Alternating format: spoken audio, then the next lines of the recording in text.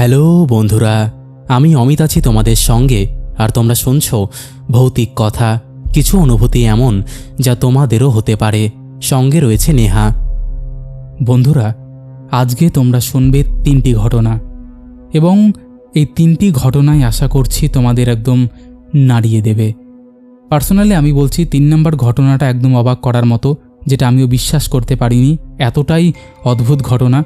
প্রথমটা একটা মানুষের অশুভ শক্তি দেখার একটা ক্ষমতাকে কেন্দ্র করে একদম ইউনিক একটা ঘটনা। দ্বিতীয়টাও একটা ভূতে ধরার ঘটনা। আর তৃতীয়টা কী নিয়ে সেটা না হয় নাই বললাম। তোমরা অবশ্যই সিট বেল্ট বেঁধে নাও, আমরা পাড়ি দেব ভূতের রাজ্যে। অবশ্যই হেডফোনটা কানে গুঁজে নাও, না হলে ছিটকে পড়ে যেতে পারো। তোমরা যদি এরকম ঘটনা শেয়ার করতে চাও তাহলে অবশ্যই আমাদের সাথে কন্ট্যাক্ট করতে পারো। যা গরম পড়েছে এটুকু বলছি, বেশি বেশি করে জল খাও। ঠান্ডা জলটা যতটা অ্যাভয়েড করতে পারো ততটাই বেটার, কারণ ঠান্ডা জলটা আমাদের পক্ষে খুব খারাপ। তো অবশ্যই তোমরা এগুলো একটু মাথায় রেখে চলো। বাইরে বেরোলে অবশ্যই ছাতা নিয়ে বেরোও, নাহলে সানস্ট্রোক হওয়ার ভয় আছে। তোমরা হয়তো নোটিফিকেশানটা দেখেইছো। যাই হোক, আর কথা বাড়াচ্ছি না, সাবধানে থেকো, পুরো পরিবারকেই বলছি। চলো এবার আমরা শুরু করছি ঘটনা। হ্যালো অমিতদা, আশা করি ভালো আছো। আমি সুকৃতি, পুরুলিয়া থেকে বলছি। আচ্ছা অমিতদা, যদি আমি তোমাকে বলি যে আমি একজন সাইকিক, তবে তুমি কি বিশ্বাস করবে? তুমি যদিও বা বিশ্বাস করো, আমি জানি আমাদের ভৌতিক কথার অনেক লিসেনার এটা বিশ্বাস করবে না। প্রথমে সাইকিক জিনিসটাকে আমি একটু বিশ্লেষণ করে দিই। সাইকিক হলো এমন কিছু মানুষ যাদের এক অদ্ভুত ধরনের ক্ষমতা থাকে, যার সাহায্যে মানুষ ভূত, আত্মা বা অশরীরীদের দেখতে পায়। সত্যি বলতে দাদা, আমি এরকমই মানুষ। যেখানে কোনো নেগেটিভ এনার্জি বা অপশক্তি থাকে, আমি সেই জায়গায় গিয়ে সেই নেগেটিভ এনার্জির উপস্থিতি টের পাই। এছাড়া বহুবার আমি তাদের সম্মুখীন হয়েছি। বেশ কয়েকবার আমার প্রাণ সংশয় হয়েছে। আমি যখন জন্মেছিলাম তখন আমার কুষ্টিতেই আমার এই গুণের কথা বলো বা দোষের কথা বলো স্পষ্টভাবে উল্লেখিত ছিল। আমি প্রায় দিনই রাত্রিবেলা নাকি প্রচণ্ড কান্নাকাটি করতাম। আমি রাত্রে চোখ বন্ধ করতে চাইতাম না। সাধারণত যেসব বাচ্চারা রাতে হয় তারা দিনে ঘুমায় না, আর যারা দিনের বেলা হয় তারা রাতে ঘুমোয় না। এখানে বলে দিই, আমি এই পুরো ঘটনাটা আমার মায়ের কাছে শুনেছি, কারণ আমি তখন খুবই ছোট। তোমার জন্ম হয়েছিল মোটামুটি 11:30 নাগাদ। আমি কিন্তু ছোট অবস্থায় কখনোই রাতে ঘুমোইনি। সারা রাত আমি কাঁদতাম, আর কিছু কিছু জায়গার দিকে স্পষ্টভাবে তাকিয়ে আমি কাঁদতাম। দাদা, তুমি আমাকে একটা কথা বলো, অতটুকু ছোট একটা বাচ্চা কিভাবে একটা পার্টিকুলার দিকে তাকিয়ে থাকবে? আমার বয়স যখন মোটামুটি 6 মাস, তখন থেকে আমার মধ্যে সিমটমটা দেখা যায়। আমি প্রায় দিনই আমাদের বাড়ির বাইরে একটা গাছ ছিল, এই গাছের দিকে তাকিয়ে কাঁদতাম। উল্লেখিত, আমাদের বাড়িতে সেই সময় শুধুমাত্র ওই দিকের জানালাটাই কোনো কপাট ছিল না, সুতরাং জানালাটা খোলা থাকত। সারাদিন ঠিক থাকলেও রাতে ওই দিকে তাকিয়ে কাঁদবই কাঁদব। আস্তে আস্তে আমি বড় হই, আর পরবর্তীকালে আমার বাবা ওই দিকের জানালাটাই কপাট লাগিয়ে দেয়। যখন জানালাটা বন্ধ থাকতো তখন আমি কিন্তু কাঁদতাম না। আমার বয়স যখন মোটামুটি 2 বছর, তখন থেকে আমার সাথে ডাইরেক্ট এই সমস্ত ঘটনা ঘটতে শুরু করলো। আগে পরোক্ষভাবে ঘটনাটা ঘটলেও এইবার আমার ঘটনা প্রত্যক্ষভাবে ঘটল। আমি বাড়ির বাইরে বসে খেলছিলাম। এমন সময় আমার মা দেখল যে আমি এই তো যাচ্ছি, এই কথাটা বলে বেরিয়ে সোজা রুদ্ধশ্বাসে দৌড় দিলাম আমাদের বাড়ির বাইরে যে বটগাছটা ছিল সেই দিকে। আমার পিছু পিছু আমার মা এলো। এসে দেখল আমি কার সাথে একটা দাঁড়িয়ে কথা বলছি, এবং এটা বুঝতে পারছি আমার মা আমাকে বলছে কোথাও যাওয়ার কথা। আর আমি বলছি হ্যাঁ চলো, ওই দিকে গিয়ে খেলবো। আমার মা আমাকে দৌড়ে ধরে নেয়। আমি সাথে সাথে সেন্সলেস হয়ে পড়ে গিয়েছিলাম। আমার যখন জ্ঞান ফিরবে তখন আমি নাকি মাকে বলেছিলাম যে একটা বয়স্ক মহিলা যিনি দাবি করছিল যে উনি আমার ঠাকুমা, আমাকে বলছে ওই দিকে চলবো না, ওই দিকে অনেক পুতুল আছে, পুতুলগুলো সব তোকে দেব, চল চল তাড়াতাড়ি চল। আর আমি তার পেছনে পেছনে যাওয়ার জন্য রাজি হয়ে গিয়েছিলাম। খুবই আশ্চর্যের বিষয়, আমি আমার ঠাকুমার যেই বিবরণটা দিয়েছিলাম সেটা সত্যি সত্যি আমার ঠাকুমার সাথে মিলে যায়। কিন্তু আমার জন্মের প্রায় 10 বছর আগে আমার ঠাকুমা মারা গিয়েছিল। যখন আমার বাবার বয়স 16 বছর ছিল, ওনার ওই মৃত্যুকালীন সময়ের আগে একটা ফটো ছিল আমাদের ঘরে টাঙানো। আমার মা আমাকে সেই ছবিটা দেখায় এবং আমি বলি, হ্যাঁ এই তো, ইনাকেই তো দেখেছি। এখন আমার প্রশ্ন হচ্ছে দাদা, যে অত ছোট 2 বছরের বাচ্চা কিভাবে এত মিথ্যে কথা বলতে পারবে? আর আমার ঠাকুমার ছবিটা আমাদের ঘরে ছিল না, সেটা ছিল আমাদের বাড়ির বাইরে একটা ছোট্ট ভাড়ার ঘর আছে সেইখানে, কারণ মৃত ব্যক্তির ছবি আমাদের বাড়িতে টাঙিয়ে রাখি না।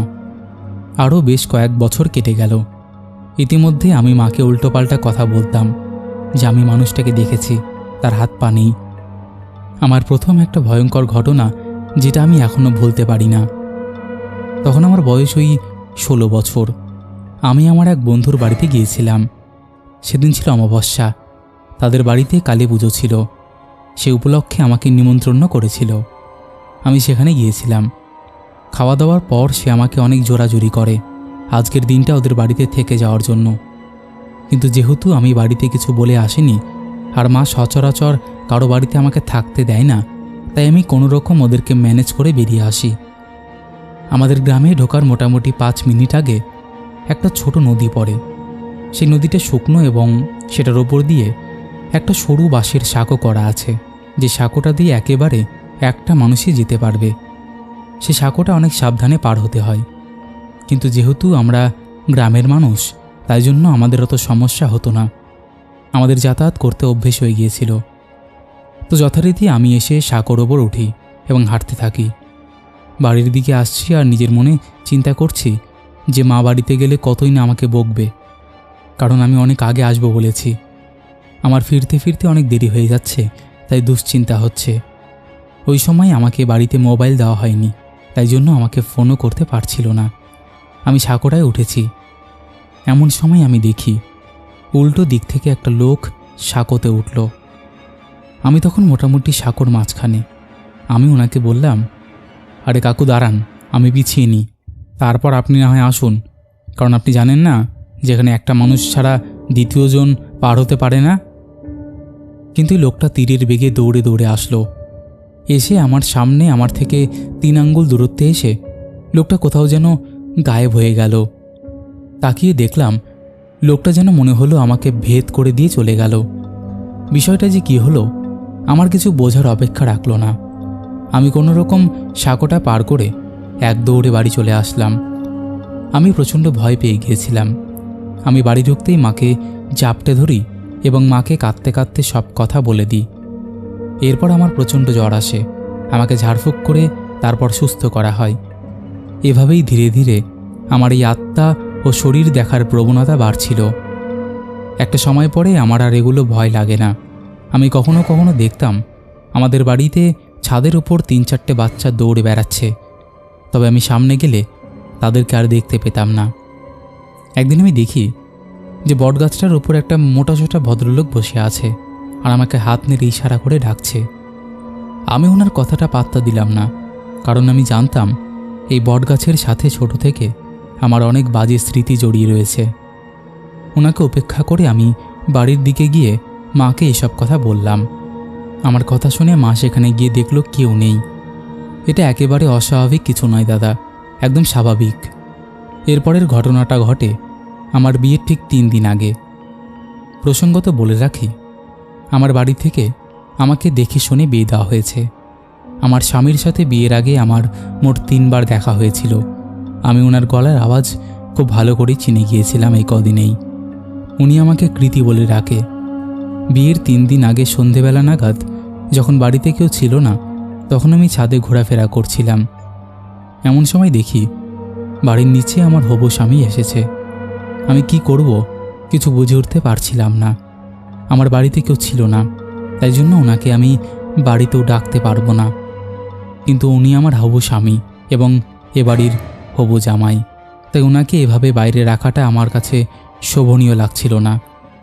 উনি আমাকে বলছেন, আমি ভেতরে যাব না, তুমি একটু বাইরে এসো তো, তোমার সাথে দরকার আছে। আমি বেশ খুশি হলাম যে যাক, ওনাকে ডাকতে হবে না, উনি আমার সমস্যাটা বুঝেছেন। আমি কোনো রকমে নাইটি পরেছিলাম, তারপর একটা ওড়না জড়িয়ে বাইরে ওনার সাথে কথা বলতে লাগলাম। উনি আমাকে বললেন যে কৃতি চলো আমরা কোথাও থেকে ঘুরে আসি, একটু দরকার আছে।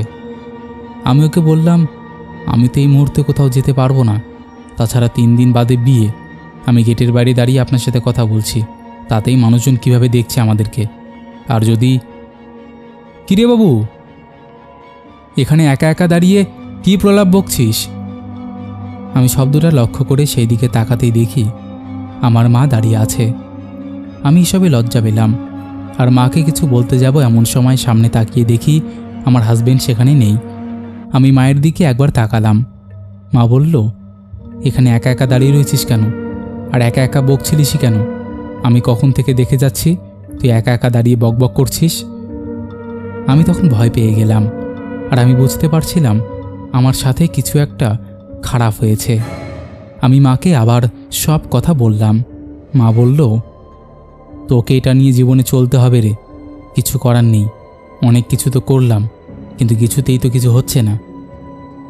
আমি এতটাই ভয় পেয়ে গিয়েছিলাম যে মাকে জোর করে আমার হাজবেন্ডের বাড়িতে ফোন করালাম, কিন্তু তারা বলল যে তাদের ছেলে তাদের বাড়িতেই রয়েছে। যথারীতি আমাদের বিয়ের দিন এলো, বিয়ে হলো, বউ ভাত হলো, সমস্ত রিচুয়াল কমপ্লিট হলো। কিন্তু আমার মাথার মধ্যে সেই 3 দিন আগের ঘটনাটাই ঘটছিল। আমি কি করব এই অচেনা অচেনা জায়গায় এসে আমাকে আরও বড় বিপদে না পড়তে হয়। সেই জন্য আমি প্রচণ্ড ভয়ে ভয়ে থাকতাম। আর কেউ আমাকে গায়ে হাত দিয়ে যদি হেসে হেসে কথা না বলে, তাহলে আমি তার সাথে কথা বলছিলাম না। এই জন্য অবশ্য কানাঘুষে শুনতে হয়েছে যে এই বাড়ির বউটা প্রচণ্ড অহংকারী, কারোর সাথে হেসে কথা বলে না। কারোর সাথে যে হাসি মুখে কথা কেন বলিনি সেটা আমি জানি, আর আমার ভগবানই জানে। আমি একবার ভাবলাম যে আমার স্বামীকে কথাটা বলবো, কিন্তু সেই মুহূর্তে তাকে কথাটা বলিনি। আর আমার যে এরকম অদ্ভুত কোনো গুণ আছে এটা সবাই সবসময় মেনেও নেবে না, তাই আমি ঠিক করলাম ওনাকে সম্পূর্ণটা জানবো, চিনবো, তারপরেই ওনাকে বলবো। সেদিন সারাটা রাত কোনো রকম কেটে গেল। পরদিন দুপুরবেলা যখন সমস্ত গেস্টরা মোটামুটি চলে গেছে, এমন সময় একজন থুরথুরে বয়স্ক মহিলা আমার সামনে আসলো আর আমাকে বলল, কি রে নাথ বউ, দুপুরবেলা তো ভালো মন্দ অনেক কিছু খেলি দেখলাম, আমাকে দুটো ভাত দে না মা। আমি ওনাকে বসতে বলে বললাম, তোমাকে আমি এক্ষুনি ভাত দিচ্ছি। ওনার জন্য ভাত বাড়ছি। শাশুড়ি মা আমার সামনে আসে আর আমাকে বলে, কি বৌমা এখন ভাত বাড়ছো কেন? আমি তখন ওনাকে বললাম, দেখুন না মা, একজন বয়স্ক মহিলা এলো, এসে আমাকে বলল দুটো ভাত দেওয়ার কথা। আপনিই বলুন, দুপুরবেলা কেউ ভাত খেতে আসলে তাকে কি কখনো তাড়িয়ে দেওয়া যায়? তিনি তখন আমাকে বললেন, না না, যা করেছো ভালোই করেছো, যাও যাও, ভাতগুলো নিয়ে বাইরের দিকে এসো, ওনাকে ভাতগুলো নিয়ে বাইরে দিয়ে এসো ওনাকে। আমি ওনাকে ভাত দিলাম, উনি ভাতগুলো সব খেলো। উনি ভাতটা খেয়ে বলল, বৌমা একটু জল এনে দেবে মা? তখন আমি জল দেওয়ার জন্য ঘরে গেলাম এবং এসে দেখলাম ভাতের থালাটা ওখানে পড়ে রয়েছে। আমার স্বামীকে বললাম, মা ওই বয়স্ক মহিলা আমার কাছে ভাত চেয়েছিল, ভাত খেয়ে জল আনতে গিয়েছিলাম, তারপর আমি গিয়ে দেখছি উনি সেখানে নেই। আপনি কি কোথাও দেখেছেন ওনাকে? মা আমাকে বললেন, বৌমা কোন বয়স্ক মহিলার কথা বলছো? আমি বললাম, কেন, আপনাকে বললাম তো যে একটা মহিলা আমার কাছে ভাত চাইলো, আপনি তো বললেন ঠিক আছে দাও, ভাত দিয়ে দাও। মা আমার উপর রেগে গেলেন, বললেন, তোমার কি মাথা খারাপ হয়ে গেছে নাকি? আমি কখন বললাম এসব? আমি কিছুই বুঝতে পারলাম না। কিছুক্ষণ চিন্তাভাবনা করে আমি বুঝলাম যে এটা হয়তো ওই অলৌকিক ঘটনাই হবে। 1 বছরের মধ্যে কোনো বড় ঘটনা ঘটেনি। ইতিমধ্যেই আমার স্বামীকে আমি সমস্ত ঘটনা বলি। উনি আমাকে একটা জায়গায় নিয়ে যান, সেখান থেকে একটা তাবিজ আমাকে দেওয়া হয়, কিন্তু কোনো কিছুতেই কিছু হয় না। শেষে বর্তমানে দাদা আমি হাল ছেড়ে দিয়েছি।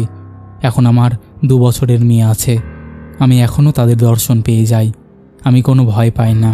আর আমার ভৌতিক কথায় ঘটনাটা শেয়ার করার একটাই কারণ, কেউ যদি কোনো সুরাহা দিতে পারেন, যদি পারেন অনুগ্রহ করে আমাকে জানাবেন, কারণ ওই জগতের মানুষের সাথে সবসময় দেখা হওয়া আমার কাছে ভীষণ ভয়ের কারণ হয়ে দাঁড়িয়েছে।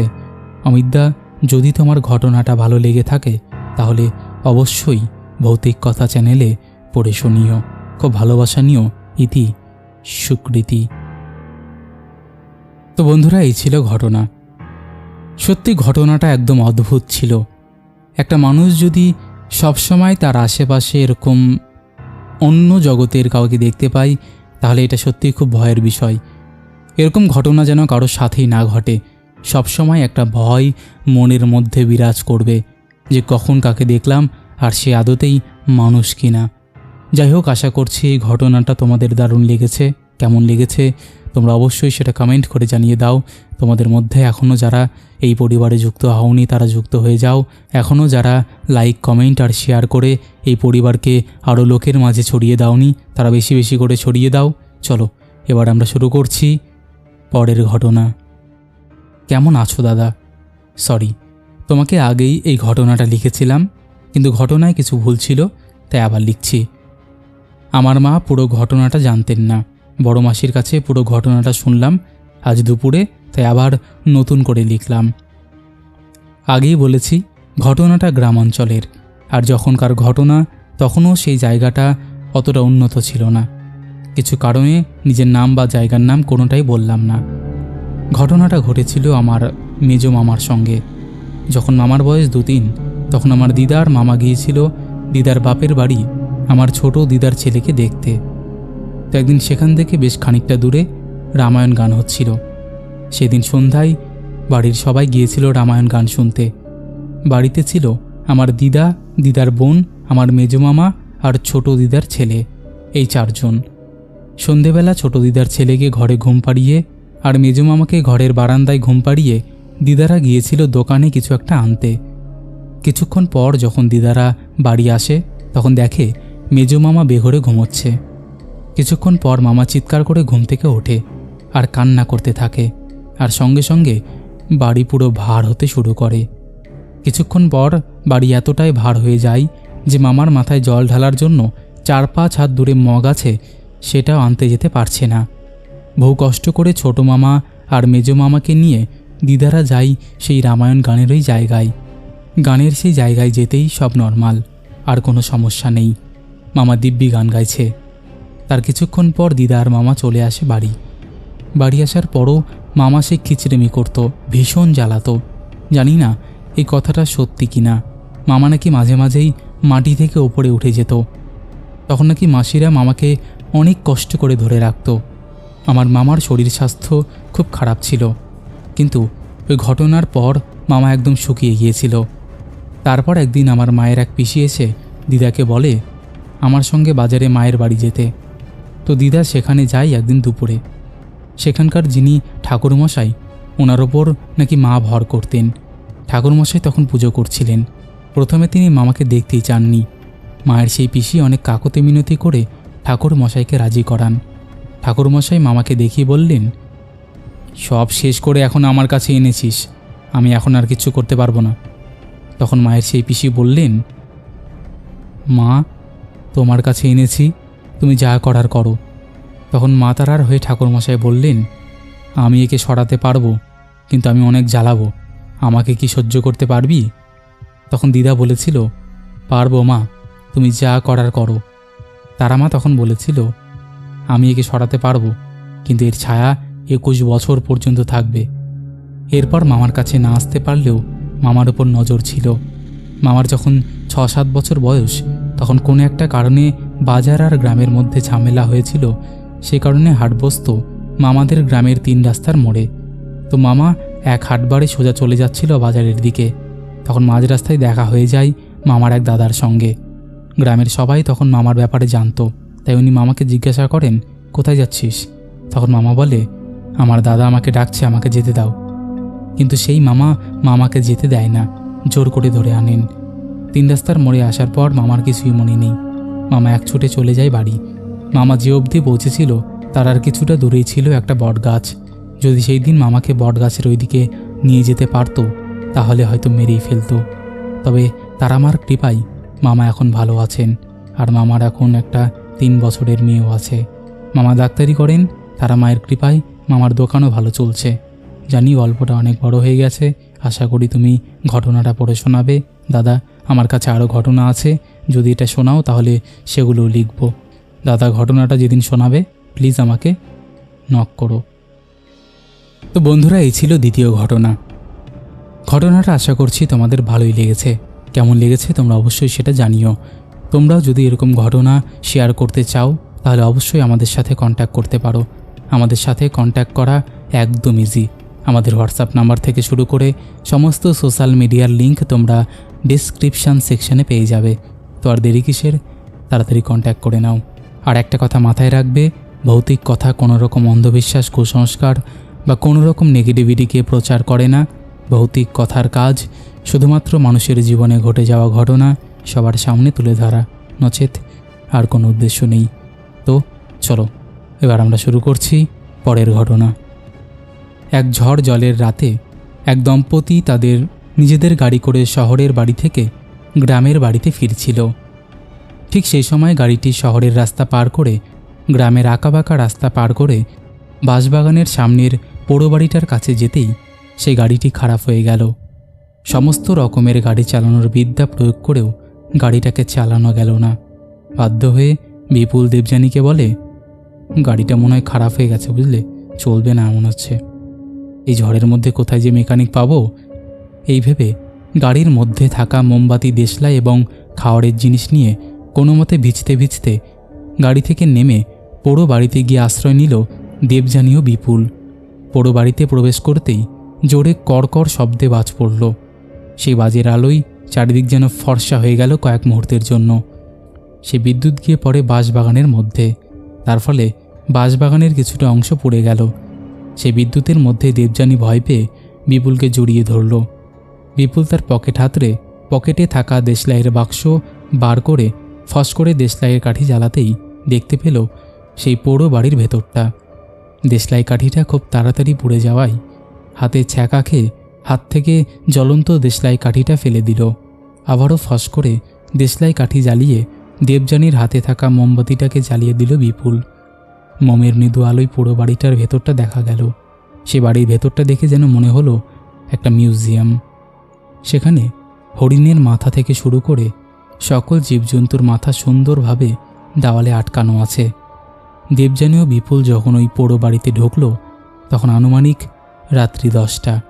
মোমের মৃদু আলোয় চোখ একটু মানিয়ে নিতেই দেখতে পেল ঘরের দুই পাশে দুটো আরাম কেদারা।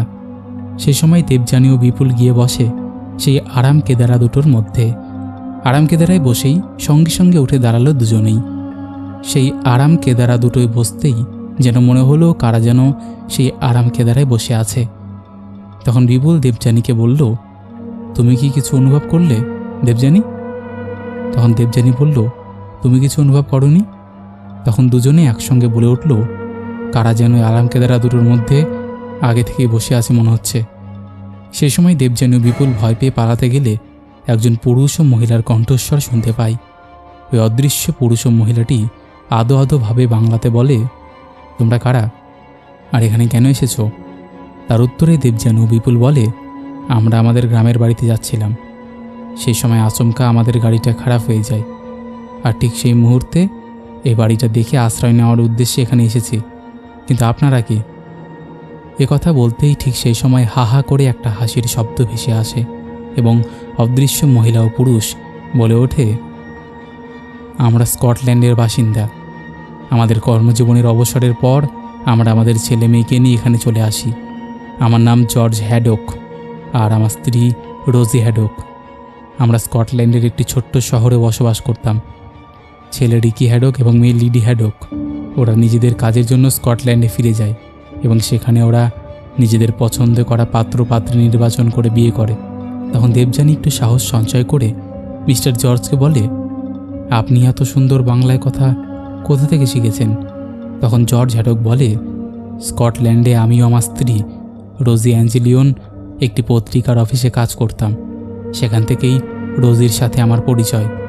আমরা কাগজের খবর সংগ্রহ করার জন্য দেশ বিদেশ ঘোরার দরুন আমায় বিভিন্ন ভাষা শিখতে হয়েছে। তখন বিপুল বলল, আপনি কি শিকারী ছিলেন? সেই প্রশ্নের উত্তরে জর্জ বলে, হ্যাঁ, একটু শখেই শিকার করতাম। বিভিন্ন দেশ ও বিদেশে শিকার করে মৃত পশু পাখিদের নিয়ে আসতাম এখানে। তখনকার দিনে এখনকার মতো শিকার করাই এত কড়াকড়ি ছিল না। সেই সময় দেবযানী ও বিপুল বলে উঠল, আপনাদের এরকম অবস্থা কি করে হলো? তখন জর্জ বলে, এক শীতের রাতে রোজি ফায়ারপ্লেসের সামনে আগুন পোহাতে বসে এবং রোজির কাপড়ের মধ্যে আগুন লেগে যায়। রোজিকে বাঁচাতে গিয়ে আমিও আগুনে পুড়ে যাই। সেই সময় আমরা অনেক চিৎকার করেছি, বাঁচাও বাঁচাও, কে কোথায় আছো, আমাদেরকে বাঁচাও। কেউ বাঁচাতে আসেনি আমাদের। পরের দিন সকালে কাজের লোক আমাদের বাড়িতে এসে আমাদের দুজনের এই অবস্থা দেখে পুলিশকে খবর দেয়। ততক্ষণে সব শেষ হয়ে গেছে। পুলিশ স্কটল্যান্ডে ডিগি ও লিজির কাছে খবর পাঠায় এবং ডিগি ও লিজু খবর পেয়ে এসে শেষকৃত্য সম্পূর্ণ করে চলে যায়। দেবযানী ও বিপুলের মনে একটু কষ্ট হতে লাগলো এটা শুনে। ওরা দুজনে এই অদৃশ্য প্রেতাত্মাকে দৃশ্যমান হতে বলল। তাদের উত্তরে তারা বলল, আমাদের রূপ তোমরা সহ্য করতে পারবে না। তোমরা আমার ছেলে মেয়ের মতন, তোমাদেরকে আর কোনো রকম বিপদে ফেলতে চাই না, তাই তোমরা এখান থেকে চলে যাও। তারপর তারা আর দেরি না করে ওখান থেকে তড়িমড়ি করে বেরিয়ে আসে এবং যথারীতি নিজের গাড়িতে উঠে বসে।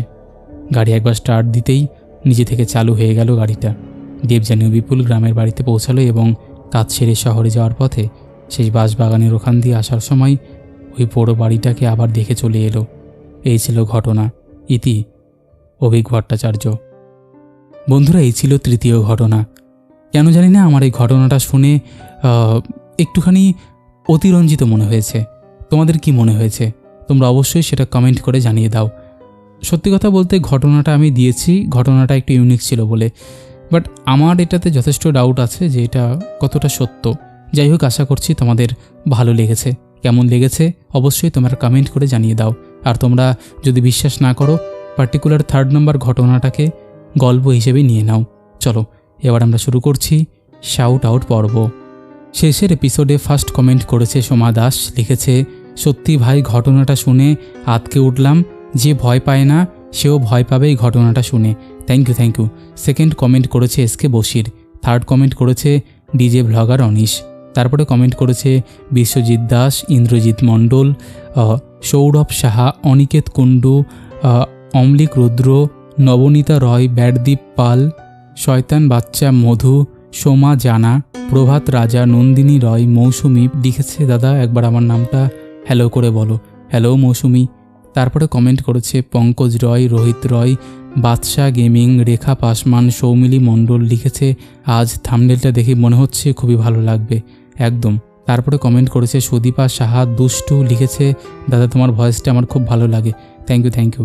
তারপরে কমেন্ট করেছে বাদশাহ, লিখেছে একবার হ্যালো করে বলতে। হ্যালো বাদশাহ। তারপরে কমেন্ট করেছে দীপিকা, বলেছে একবার হ্যালো করে বলতে। হ্যালো দীপিকা। তারপরে কমেন্ট করেছে Chumki Ghosh, Madhu, Mousumi Chakraborty, Arpita blog, Gita Goswami, Dipu blog, Ankan blog, Biswajit Sarkar, Pritam, Shanta Murmu, Akash Adhikari, Bidisha Ghosh. লিখেছে Amit, hats off to you, keep it up. Thank you গো। তারপরে কমেন্ট করেছে সুব্রত দাস, লিখেছে, অমিতদা আমি তোমার গল্প শুনতে খুব পছন্দ করি, ভূতের বই পড়তেও খুব পছন্দ করি, বিশেষ করে তোমার ঘটনাগুলো আমার খুব ভালো লাগে। Thank you so much. তারপরে কমেন্ট করেছে সঙ্গীতা ডলুই, লিখেছে, হাই দাদা ভাই, আমি এখন টাইমে আসতে পারছি না, বাট পরে ঘটনাগুলো শুনে ফেলি আর কমেন্টও করি। Thank you so much. তারপরে কমেন্ট করেছে রত্না রয়, শান্তনু ভট্টাচার্য, স্বপ্না বাজেল, কার্তিক দাস, সঙ্গমিত্র রয়, পাপড়ি দোলা, রাজু বিশ্বাস, জয়া বণিক, জয়শ্রী গুপ্তা, সুরজিৎ মণ্ডল, মনোজ মণ্ডল, জয় সাধু খান, শঙ্কর চক্রবর্তী, রবীন্দ্র শর্মা, নাসিবা উর্মি, মনিকা ত্রিপুরা, আন্নুন গেমিং, মামুন মণ্ডল, অঞ্জলি মণ্ডল, আক্তার হোসেন। লিখেছে একবার হ্যালো করে বলতে। হ্যালো আক্তার। তারপরে কমেন্ট করেছে পাপিয়া দে, নিতু কুমার, আশিস কোলে, জিতু দাস, রোহিত মণ্ডল। এরকম আরও অসংখ্য প্রিয় মানুষেরা আমাদের শেষের এপিসোডে কমেন্ট করেছে, যাদের কমেন্ট আমি আর চাইলেও পড়তে পারছি না। তো আজকের মতন এখানেই শেষ করছি। আবার দেখা হবে নতুন কোনো ঘটনা নিয়ে।